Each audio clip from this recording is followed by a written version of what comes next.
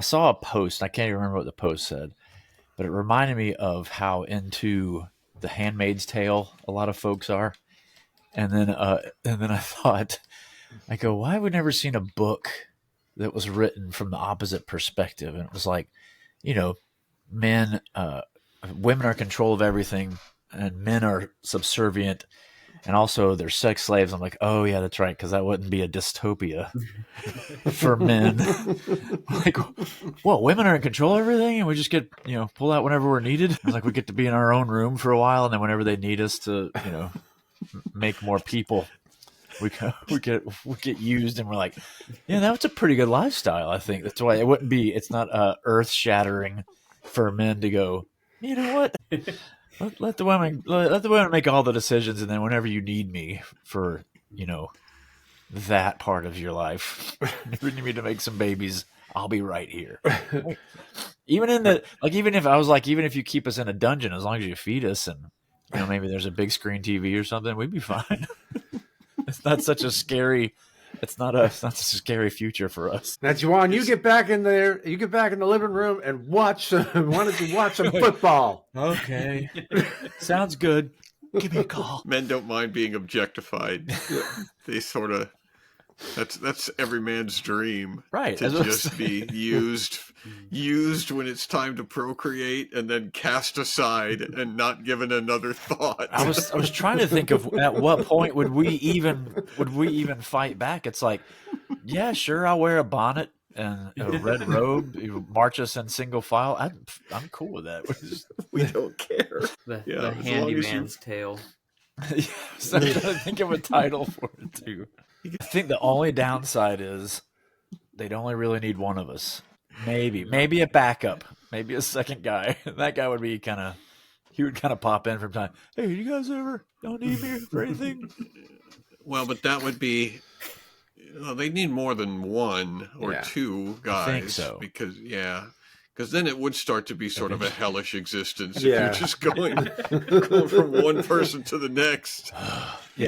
My schedule is booked out for a month. You got to sleep at some point, right? It'd be great, like for the first one, maybe two, but by the time you got to the third or fourth, you were like, I didn't think this through.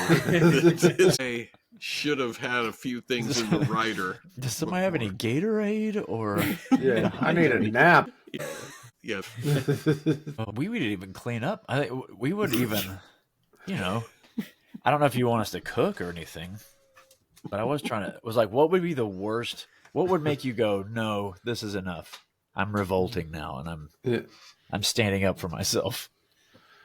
It's like, that would be bagel bites again, honey. They started requiring conversation. That's when a lot of guys would draw the line. It's like, let's talk about some stuff. We're going to need 20 minutes. Now you are oppressing me. Now I am being abused. It's like, what do you want from me? Interpersonal communication is not in the contract. Wait, do you actually want me to talk, or do you want me to just sit here while you talk? That I can do. The masculine dystopian future is talking and and discussing things, making plans, commentary on what was said, and it has to be thoughtful. There's a quiz later. That's when men would revolt. That's why I just ignore completely and just nod. Yeah. Yeah, you're not going to be able to get away with that in this dystopian male society. This is the future where they can record you, right, and see all your facial expressions. Right? You do one. Here's the solution. You record one session, and you cut it up into sound bites, and then they have all the options that they can just select from what they want to hear. So you just go, okay, So you'd be like, yeah, I think you should do that. That's a soundbite. Okay. So whenever it's time, and they're like, we have so it's just like a board of buttons. Yep. And we have responses. Yeah, we have responses, and they can choose whatever they want, and the conversation can go perfectly. That's such a good idea. So it's okay. I wish I thought of that. So we would be required to do like one recording session for maybe like 6 hours. 6 hours or so, maybe 3. That's a coming of age thing too. It's like, son, Yeah. now you're 17 and it's time you enter the real world. It's time to do your recording responses Exactly. for your future master wife. Overlord Yeah. / spouse. All your ideas are great. Yeah. I love talking to you. There'd still be one. What was Tell that me again? more. Yeah. There'd still be like, I'm sorry, can you give me a minute? Slow down. I want to catch every Right. word. I was going to say, your story is very important to me. Please stand by while I finish this piece of toast. All right. Yeah, we can't use any of that, John. I'm just saying it might not be a church thing. You just take out the procreate part, and I think you're good. You could use it in church. It's not a big secret as to what The Handmaid's Tale is about. Well, if you just get rid of that part of the premise and just say, is there a dystopian world for, talk about this, is there a dystopian world for men where women rule, and then you can probably use most of that stuff. Again, just careful with the procreating stuff. And to me, though, that was what it was like. You could really abuse us just as long as you promised us we would be able to make babies later with you or something. If that was part of the gig, I think we would allow quite a bit more. Premise is solid that it wouldn't be the same. Men would not be as upset about being used in that utilitarian fashion. They wouldn't be traumatized by that. That would be a hilarious novel if you did the in reality, yes. Yeah, the man's version of The Handmaid's Tale, but you just reverse the roles. And he talks about how awesome it is, and it's in heaven.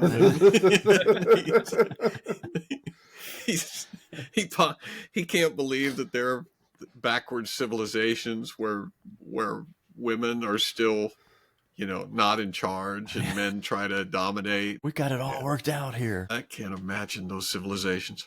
I had a bit. I've never done it on stage, but I was because I'm afraid that it might not be understood. But men, particularly Christian men, will talk about marrying up. They talk about their wives, and they go, "Well, I really married up. I married out of my league." And it's intended as a compliment for the woman. Oh, yeah. But it's actually a slam. It's like saying, the wife that I'm married with, she's not that bright. She could have done a lot better than me. And she didn't. So she settled for the bottom of the barrel. She's not too concerned with the gene pool that she raises her children. Yeah, they're probably going to be. They're going to be dumber than I am, She's going to be dumber than me. She's okay with inferior father genes for her children. That's the part that I loved about that bit was like, my wife's so dumb she married me. Well, that's literally what they're saying. They're saying she married up. She could have done a lot better, but she didn't. So it's like, what's wrong with her? She had her pick of everyone, and she chose me. She's so simple. And then you just rattle off some things that are wrong with you. I've never even seen our checkbook. What's a lawn? Kill a bug? I don't think so. That's for you. Well, saying my wife married up or saying I married up is the same as saying my wife married down. Right. I was gonna say, could you would you flop that around? You can't do it the other way. Yeah, I really, my wife really married up. Like, man, my standards. It's just worse. That's my point. It only, yeah. That's my point. It only works one way. Right. It only works going that direction. When you say, "Boy, I really lucked out. I really married up. I got the cream of the crop." And it's like, well, that can't be true. There must be she's defective in some manner if she is married to you, from what you're telling me. I think that would work on stage, though, if you flopped it on its head. Like if you did that whole thing where some guys say this. My wife, however, she definitely married up. I mean, right. She is one smart cookie. Yeah. She knew what she was getting. Brilliant. Get these jeans? Get this. Right. And guys say stuff like that, but it's always understood as a joke. Right. You know. Right. So it's you're not serious. Oh, that's why it's funny. Yeah, because it's like we Right. get it. You're not really. Yeah. So maybe you just bring it to stage as a public service announcement for men. Oh. You know, Guys. stop saying I married up. Here's what I hear you say. People will understand it. All you have to do is say, "I love my wife and I appreciate her very much." You don't have to make some sort of weird comparison about how We work well together. You know, like Right. that's all. there's a million things you can say to compliment her without making it a competition between which one of you is more quality as a spouse. Like, how long would your boss keep you if you were like, if you said that? Man, I don't deserve this job. Yeah. I don't even know what I'm doing here. I really employed up. I am so out of my league. What was my here. boss thinking? Can't even Could dress have myself. promoted Kirk. My boss dresses me. My boss picks up my outfits for me. And you start taking those things. He cuts up my food. Yeah. Puts little notes in my lunchbox every day. That's funny, dude. You could pull that off. You just get that opening statement of stop saying that. And then you can go with it. Stop saying that. And here's why. Yeah. And you could totally pull that off, and I don't think people would be confused. All right, Brian, I'll try it. I don't know, man. And I will hold you 100% responsible For the result. thunderous applause. if they're negative. If Okay. they're positive, I won't mention It's all you. You know, I've got another joke I have used on stage where I talk about when God he made Adam and he said, "Oh, I can't leave him down there all by himself because, he'll wreck the place. So I got to make him a helper. Got to make Adam a helper." And then I say, I don't have any idea why God thought it was a good idea to give the helper a mind of her own, but he did. And I always get but it's like, that's not a slam. They have minds of their own. They have wills of their own. Well, yeah, that one does kind of come across sexist. I don't know if there's much here, but We'll be the judge of that. yeah, it's and I don't know which order to kind of do it. So kids start to act better during December because Christmas is coming, and they just say that that's something that kids do, but adults actually do that too because it's the same thing as adults starting to act better when their annual job performance is coming up. So it's kind of like the same thing. Like, that month of your, annual review comes in, you're like, maybe I should start, you know what? I'm going to start being good. So I get so that Santa's good to me. Yeah. And maybe I'll show up to work, They'll be punctual. Yeah. I think there's something there. I feel like there's something there, and I don't know the right way to connect them at the moment. Crack the nut. Yeah. But it's like, because it's the same thing. Like, you don't lose that. Maybe that's the thing, is you don't lose that. Do we still subconsciously believe in Santa or something? Or are we still thinking? Well, people still subconsciously believe in an annual raise, or you know what I mean, like, or For the Well, it has to do with morality being a thing that we only do when we're going to get credit for it. right. We only do the right thing when there's going to be an immediate reward, and if we're not going to get reviewed immediately, and then if there's not going to be a pay raise, well, then I'm not going to do what I should be. I'm not going to behave myself. Right. I don't care about being on the naughty list unless it's going to adversely affect my income or. And it's like, but it's like you can be, late and terrible and not do everything for 11 months, and then you're like, you know what, I'm gonna show up and try real hard for these last 2 weeks, and they'll see that. like everybody forgets too. Yeah. They're like, oh, I guess he's not a jerk anymore than January. Oh, okay, we're back to Is take your annual raise and divide it by 52, and then every week you have to earn that percentage of it. We have a weekly performance, usually like a daily performance review. Then you get a treat at the end of the day. Yeah. If you were cool today. I think That's there's like something there. that's going though, back to that- classroom though, right? Earning stars. Mm-hmm. When you Yeah. had, like, okay, Billy was quiet first. You get a star. So they do that in your annual review. All right, you were Yeah. quiet in the company meeting and didn't ask stupid questions to keep the meeting going. That's a gold star for you. You didn't throw a tantrum when the copier wasn't working. Okay, that's a gold star Right. for you. So yeah, I guess maybe tying it. You got a good cake. You got a good cake for somebody's birthday. That's instead of the cheap one. Right. I noticed Cleaned that you stopped stealing things from work. Gold star. Mhm. That was my my joke with like the honest job interviews. They're like, what's your biggest weakness? And I say, I take work home with me. They're like, oh, you let it you carry over at home, and I go, no, I steal stuff. Like I actually take things from the office. I think that'll work if you can draw a parallel to Christmas and how the kids are on their best behavior. And we go, well, yeah, Christmas is showing up. The kids are on their best behavior, but we do the exact same thing. Well, it has to do with the Santa thing, though. You get to go and tell Santa what it is that you want. So you basically tell him what you're behaving for. Mm-hmm. And so if you're not motivated by whatever the thing is at work, like if you're not like employee of the quarter, employee of the month or whatever, it's like, don't you want to be employee of the month? It depends. What do you get to be employee of the month? Well, you get your name on a plaque and you get maybe a parking space or something. Well, I don't care about that. It's like a kid who's tells Santa what he wants, and if Santa doesn't promise to bring him exactly what he wants, then all bets are off. I'm not going to behave myself just because it's the right thing to do. I'm going to get this thing that I'm asking for. And so a raise, if somebody's not motivated by a raise. And a pony. Yeah, I was gonna say throw Right. a Christmas present in there.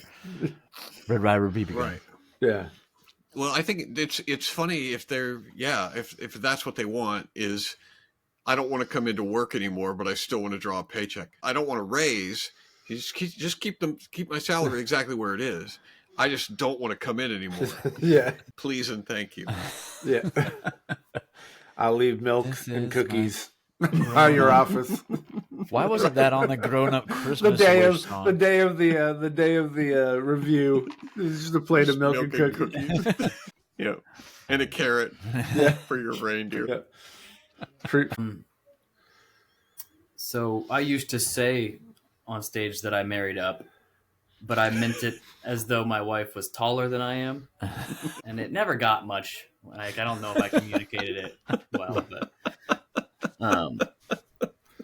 in that vein, like when we got married, she wore flats so that she wasn't, towering over me. And most of our marriage, she wears low shoes, unless we're not okay. Like if she's mad at me, she will wear taller shoes and just won't care. Luke, do I need to put on my big shoes? Even if I don't know what she's mad at me about, if I see her in heels, I know that I've done something. And that was just an observation that I've made. And you have to go, are we okay? Yeah, it's hard to argue when they have the higher ground. That's funny. That's funny, dude. It's like the more mad she is, the higher her shoes. Right. The taller the heels. Yeah. Yep. And then I came home the other night and she was wearing platform, like Elton John type of Stilts. Yes, stilts. There you go. And there's some physicality you can do with that. Get down here and argue. Are you mad? Why do you ask, little man? Is that your bit? That was just the fact that when she's mad, she doesn't care that she's taller than me, but otherwise she tries. Tries to be sensitive. Yeah, that's. Is there a way you can get her back, or reverse it so when you're mad, or maybe that's it. You're trying to one up her, so you get stilts, or or a step ladder, or where I hide all of her tall shoes. In some ways, it's helpful because, like I said, it's an immediate tell that we have something to work out. Yeah, that would be an angle too that you sort of appreciate it because it's a way of immediately knowing that there's something that needs to be atoned for, whereas a lot of guys just blunder around. A lot of guys guess. they don't know. Right, like that Rich Scheidner joke that, he's holed up in the bathroom, well, wife and I are having an argument. What about? I don't know. She won't tell me. Right. So you have that immediate external. When she gets real mad, then she asks me to reach things up on the top shelf. She moves all the things up onto the top shelf. She starts wearing high heels. She moves everything to the top shelf. Hides the step ladder. She doesn't dislike wearing. She has a lot of nice looking high heel shoes, but she doesn't get to wear them out of respect. But when she does, they're her shame shoes. Oh, so like when you guys go out somewhere nice, you could make her mad, so she could put on. I was just thinking, I really want to wear these shoes, so because they go with this outfit. Well, you look fat. Okay, Yeah. There you go. There you go. Now you can wear them. Enjoy. Did that out of love, honey. Right. Could you do something to annoy me, because I really want to wear these shoes. If you love me, you'll give me a reason to be mad at you, just for tonight. I could start wearing taller hats. That Get taller. Like you've already got your hair that sticks up. You could keep pushing that. Yeah. Mohawk. When you were a kid, did you ever make the mistake of telling your parents that you were bored? And get the lecture about, how parents don't have time to be bored? You don't know how lucky you are. I wish I was bored. I wish I didn't have all these responsibilities. Boredom for parents is just a distant dream, because, mom and dad are constantly experiencing the thrill of adult life. And so they're offended when you go and tell them that you're bored. And my mom's solution to boredom was always indentured servitude. I'll find something for you to do. If you're bored, I'll find something for you to do. Because nothing excites a child's senses like slave labor. Yeah. Right. I told my mom that I was bored, and she signed me up for 6 months worth of crew work on a crab fishing boat. I like the idea of that's the cure for your boredom. You want to be really excited? Go whitewash the fence. It's like, why didn't I think about mowing the lawn? I think that would be the first thing I'd go to when my video games held no more thrill for me. Oh, this is fantastic. I didn't think about this. And when I'm bored, but I could always mop. Like even now, nothing thrilling like washing the dishes. I also like the idea that when adults say, I wish I was bored, that's our idea of fun, is sitting still and staring off into space. Right. Like, I wish I could just sit still and stare off. You know how awesome staring is? I constantly have to be looking at things. That's what parents say. Sometimes I want to close my eyes. I wish I was bored. That's what they would say. I wish I had time to be bored. My dad was the one that would find stuff to do. He'd be like, oh, okay, you're bored? Follow me. Here you We're go. gonna porch. We're gonna Wash a truck. we're gonna build a shed. We're gonna pour concrete. That is great. Mom would say that sometimes too. It's like, I'm bored. We'll go outside and find something to do. And it's like, that's what boredom is Right. not having anything There's to do. more stuff in here than there is out there. You haven't solved my problem. You've just articulated what it is. Then you do something stupid and you get in trouble for doing something stupid.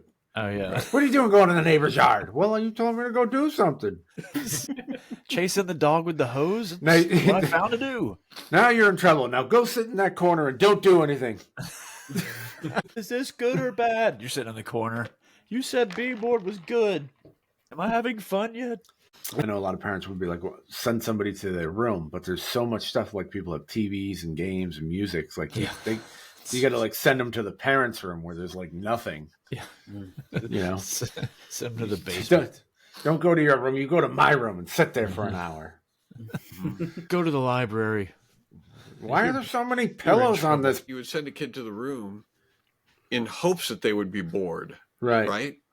That's because it's a punishment. So Right. boredom is intended to be a punishment. And maybe that's why parents are not good at helping you be less bored, because it works against their disciplinary efforts. They punish you when you get bored, and then they send you out to do something in the yard, and then you get in trouble because you were being bored, and then you get back in trouble again. So they put you back in isolation, or you're bored again. And that's the cycle. Yeah. Right. You're bored until you go and find something really fun to do, and then you get punished for it, and Yep. it makes you bored. Yep. Grounding is supposed to be boring. It's not supposed to be fun and exciting. Otherwise, you would intentionally try to get grounded. Like in Juwan's male dystopian world. Send me to the dungeon. I'm going to the dungeon. Shucks. I guess I have to go sit down here again. Oh, darn it. How long am I in timeout for? 2 days? Got it. Find something to do. It's like, we made it. It seemed like 2018 kept dragging on, but here it is 2019, and it only took like 6 months, and we're already post Valentine's Day. I was like, I hope it was good for you, unless you were alone, and then it was just day or Thursday. In that case, it probably was just a constant reminder of your crushing loneliness. So sorry about that. I was like, even gas stations have Valentine's Day stuff. They don't decorate for any other holiday, but they have things you can buy on Valentine's. It's a Catholic holiday. What is that? And Buddhist store owners are offering Valentine's stuff. They only have to lock it. Let's see. They don't have to lock it on the holy crap, I forgot it's Valentine's money. Yeah. What does that mean? They only have it. Oh, they have it to lock in. They only have it to lock in. So that's what it is. It's that last minute 12th hour. Oh my gosh. And it's really I think most of the guys that speaks to is when they're walking in. Oh, that's what it was. That's the next bit. Because somebody that never thinks about it until they're walking in, they see it, and they go, yeah, give me a pack of Skull, 7 scratch-off tickets, a cherry vape refill, and extra strength 5-hour energy, that dog-shaped USB charger, this cassette of Ray Charles singing the hits of Dolly Parton, and a giant heart box of candy and a dozen roses. And then there's nothing quite like a box of gas station candy, is there, fellas? Like the burrito, what I say, really makes you feel special when you can get chocolate from the Chevron. The burritos have been so good for your digestive system. Why not try their seasonal confections that I'm sure have been sitting around for the last year? Like, that was the other thing. My dad was smart. He got married on Valentine's Day. The drawback is from that is the chances of a husband forgetting your anniversary and Valentine's Day. They're pretty good. It's only more likely he'll forget when they're stacked up on the same day. I was like, heck, at a certain age, you forget you have a birthday coming up. What? That's happening again? How many of these do I have anyway? Yeah, I used to do something about that. Basically, running in Christmas morning to CVS. Just see people just running in. Well, gotta get a gift. CVS is open on Christmas? Oh yes, That's a little hint for everybody out there.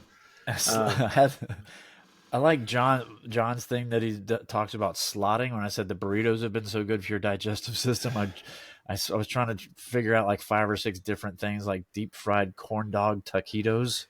But I always wonder if stuff like that, like I love being super specific, but it's like, does it get winded and too long for people to keep up with you? When you're hitting it that hard. But burritos is a good word, anyways. Yeah. Taquito is a funny word too. Oh yeah. Yeah. Taquitos. The taquitos were so good for my digestive system. I'll try what's the seasonal confections. Yeah. And the stuff that was left over from I don't know how long, right?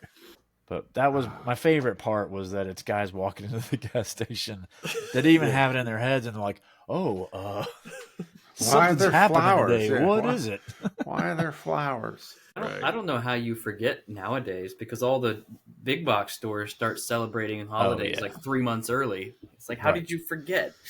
Instantly when, what is it? Is it New Year's that they start, or is it when Christmas is over, Valentine's stuff gets up, I think. Yeah. Well, like there's still Christmas trees. That is not very romantic. You think that would be a Black Friday? Yeah, that's romantic. You're like, honey, I got you a big screen TV. It's only December 28th. Happy Valentine's Day. Sure. What they also have is Galentine's Day. Have you heard of that? Oh, yeah, it's when just ladies spend. But they don't have Galentine's Day, which that would be something you could flesh out. Galentine's. Oh, yeah. If you're by yourself, let me write that down.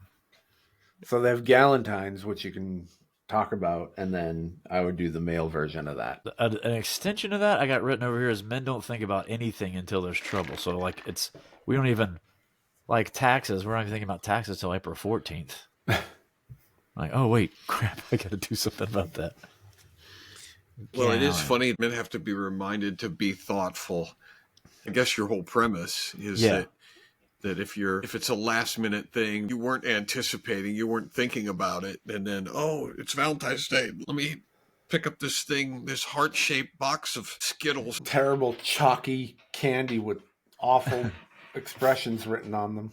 Conversation hearts. Yeah. Yeah. But I forgot they were called conversation hearts. They're just a piece of chalk. It's like they ran out of chalk or they had too much chalk at like Crayola or whatever, and they're like, let's turn these into Valentine's candies. I was working on a bit about how what foods that were started off as goofs because it started by this well done Cheez-Its or something like they were Cheez-Its, but they were like extra well done or something like that. And I went extra crispy, extra toasted. Burn them. They just burn them, and some executive was like, "Put them in a different box. We'll sell it as well done Cheez-Its." I can't even eat regular Cheetos. I have to have extra toasty now. Yeah, it's awesome. They are better. Well, the conversation hearts aren't even available, like, except at Valentine's Day, which tells you something about the quality of the candy. Look, we got to unload this somehow. How about we write things on it Valentine's Day? We'll call them conversation hearts, but they don't even have really romantic things on them. It's just like, hey, sup, Yeah. It's like they're not even poetic. Like, can you imagine somebody who's not good at conversation buying those for his first date? Going, okay, if nothing else, I can lean on the conversation hearts. He's got them laid out in front of him. Sup? Yeah. Are you into me as numbers? Hubba. It's just like just constantly pulling them out as you need it. Is it a question or? You wouldn't need to pre-record all those responses. That's the true. handyman tale. There you go. Just go Conversation hearts would have to come with a disclaimer on the package, not intended to be used for actual conversation. Yep. Warning: do not use in real conversation. Do not use to discuss things. Like on talk show or first date. For entertainment purposes only. Yeah.